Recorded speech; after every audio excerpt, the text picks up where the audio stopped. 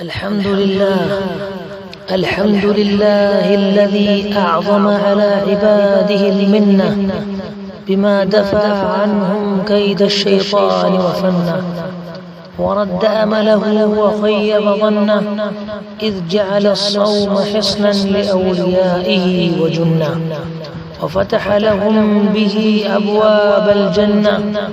وأشهد أن لا إله إلا الله وحده لا شريك له ولا ند له، وأشهد أن محمدا عبده ورسوله قائد الخلق وممهد السنة، صلى الله عليه وعلى آله وأصحابه ذوي الأبصار الثاقبة والعقول المرجحنة، وسلم تسليما كثيرا. أما بعد، فقد حان رمضان الذي أنزل فيه القرآن هدى للناس وبينات من الهدى والفرقان، فاستقبلوه بالشوق والهيمان، وأصغوا إلى ما روى فيه سلمان رضي الله عنه وأرضاه. قال: خطبنا رسول الله صلى الله عليه وسلم في آخر يوم من شعبان، فقال: يا أيها الناس، قد أظلكم شهر عظيم، شهر مبارك، شهر فيه ليلة خير من 1000 شهر، جعل الله صيامه فريضة وقيام ليله تطوعا من تقرب فيه بخصلة من الخير كان كمن أدى فريضة فيما سواها، ومن أدى فريضة فيه كان كمن أدى 70 فريضة فيما سواها.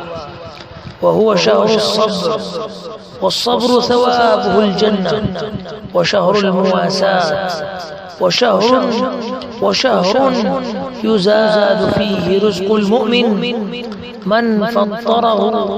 من فطر فيه صائما كان له مغفرة لذنوبه وعتق رقبته من النار، وكان له مثل أجره من غير أن ينتقص من أجره شيء. قلنا: يا رسول الله، ليس كلنا نجد ما يفطر به الصائم.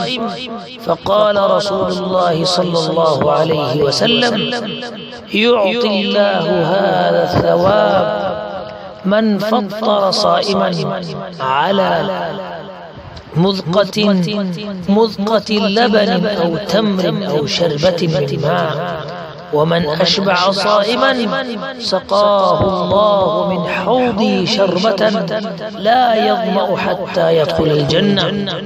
وهو شهر أوله رحمة، وأوسطه مغفرة، وآخره عتق من النار.